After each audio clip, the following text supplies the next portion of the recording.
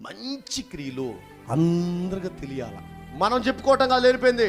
నేను చిన్నదాన్ని కాదు, మంచి సింగర్ నువ్వుగా చెప్పాల్సిందే.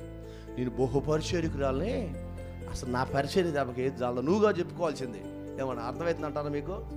ఇప్పుడు నా అందం గురించి నేను చెప్పుకోవాలా? నా అందం మీకు తెలియదు ఏమంటుంది? ఇంకా ఏమన్నా అర్థమైందా? కర్రీ చెబుతున్నా, నేను కర్రీ ఉండి ఆయన సొందమామ మహాంతగా అంటే అంటే తిప్పుకుని వస్తారు.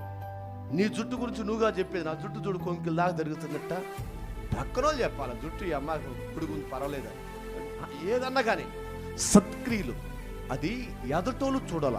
ప్రార్థన పొర్రాలు, పరిచరికుడు, ఏమంటే అర్థం మంచి వ్యక్తి, సాధు, ఈ సత్క్రియల వలన ఎలుగు ప్రకాశించినట్టుగా మనం ప్రకాశించబడతాం. ఎట్లా ప్రకాశించబడతాం? మన మంచి క్రియలు చేయటం వలన మన ఇంట్లో, బంధువుల్లో, స్నేహితుల్లో, సంఘంలో, రక్త సంబంధంలో, అన్ని ప్రాంతాలలో నువ్వు అట్లా ఎలుగుగా కనిపిస్తావు.